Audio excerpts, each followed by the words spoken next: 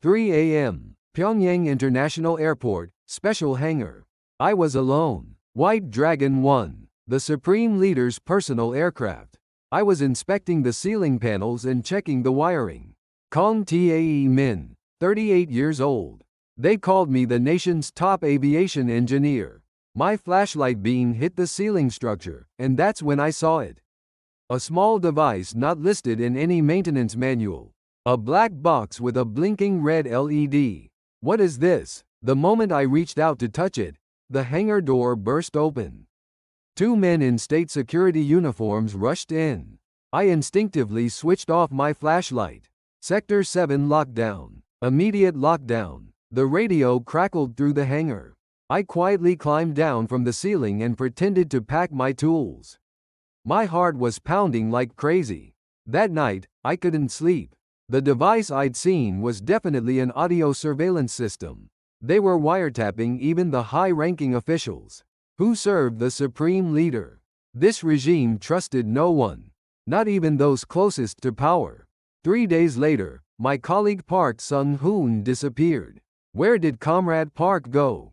He went for re-education. Re-education. We all knew what that word meant. The next morning, news of a public execution came. The charge attempted leak of classified information.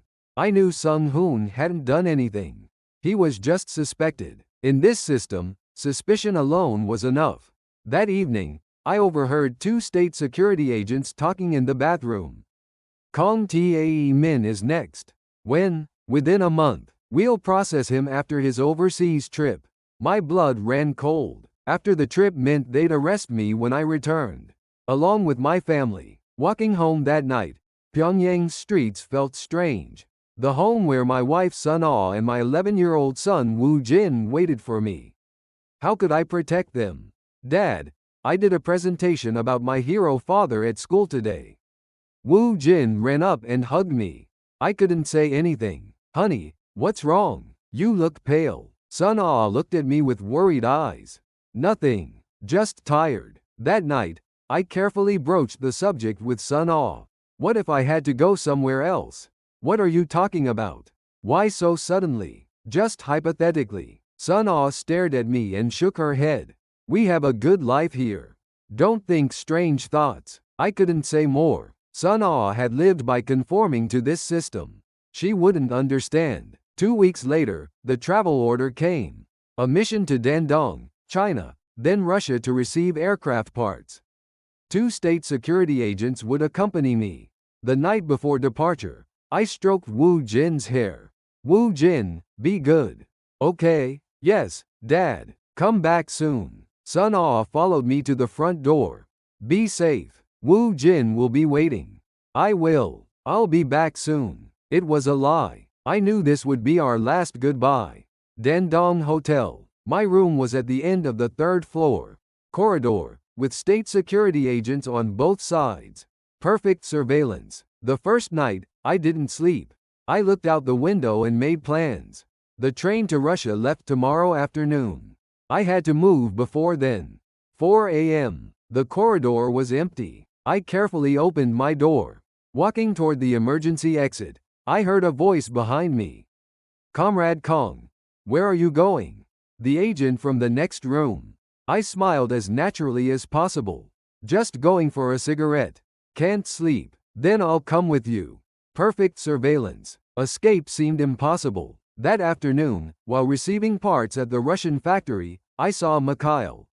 A Russian technician I'd worked with on a joint project 5 years ago. He recognized me. In the bathroom, Mikhail slipped me a note. Tonight 11 p.m. Hotel back exit. Black sedan. 1 line. That was my lifeline. 10:50 p.m. I opened my door again. This time I said I was going to the convenience store. When the agent started to follow, I said, just buying cigarettes. 5 minutes. Come back quickly. I walked down the corridor and took the elevator. Through the 1st floor lobby toward the back exit. My heart felt like it would explode. Outside the back exit, a black sedan was waiting. Mikhail sat in the driver's seat. Get in. I threw myself into the back seat. The car took off. Thank you. Don't talk. We're not safe yet. 5 minutes later, the hotel would have called. The chase had begun. Mikhail drove like mad through the alleys. In the rearview mirror, I saw headlights. 2 black SUVs. Chinese police and state security moving together. Switching cars. He stopped in front of an abandoned factory. Mikhail pointed to an old truck. Get in there. I'll take this car the opposite direction. Alone, you can't. No time. The truck driver will take you to the border. Go. I climbed into the truck. The container was dark and cramped. The truck started moving with the engine noise. Had we driven for 2 hours? The truck stopped. A checkpoint. Document inspection. Chinese police voice. I held my breath and crouched in a corner of the container. What are you carrying? Farm equipment parts. Open it. The door opened. Flashlight beams swept the interior. I was hiding behind parts boxes. The light got closer and closer. Then a radio crackled. Checkpoint 2. Suspect vehicle spotted. Need backup. Got it. Let's go. The door closed. The truck started again. I'd survived. 5 a.m. The truck stopped on a mountain road. Get out here. Cross that mountain and you're in Mongolia. The driver handed me a bag. Water and emergency rations. And this. Flares. Shoot them near the summit. A helicopter will come. Thank you so much. Go quickly. The pursuit team will be here soon. I started climbing, fighting through rocks and thorns. My hands bled but I couldn't stop. Had I climbed for an hour? I heard dogs barking below. The pursuit team. There. Footprints there. I ran like crazy. The summit was visible. Just a little more. When I reached the summit, I pulled out the flares. My hands were shaking but I shot them up calmly. Red flames shot into the sky. Gunshots. The pursuit team was close. I hid behind a rock.